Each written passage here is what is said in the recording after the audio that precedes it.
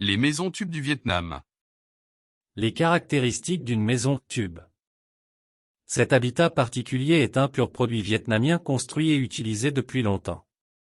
D'emblée, lorsque je suis arrivé pour la première fois au Vietnam, j'ai été étonné par l'étroitesse des maisons.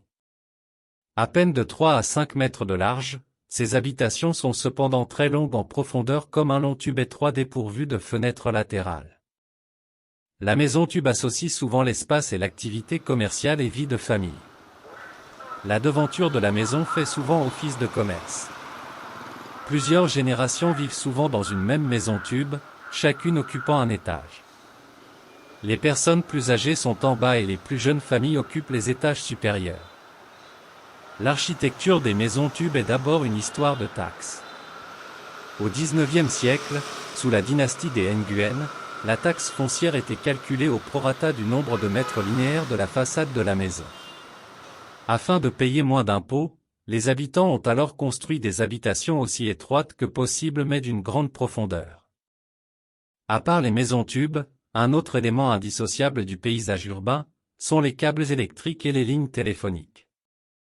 Je demeure toujours stupéfait d'admiration, devant ces démêleurs de lignes électriques, sans équipement, grimpés sur de frêles échelles en bambou pour trouver l'origine d'un quelconque problème.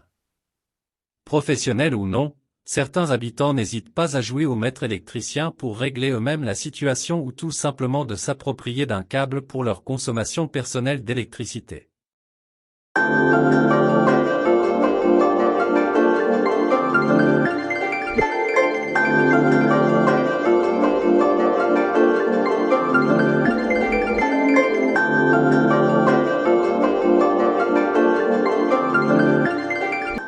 Si ces maisons tubes sont une aberration pour certains, car l'architecture a besoin d'espace et de lumière.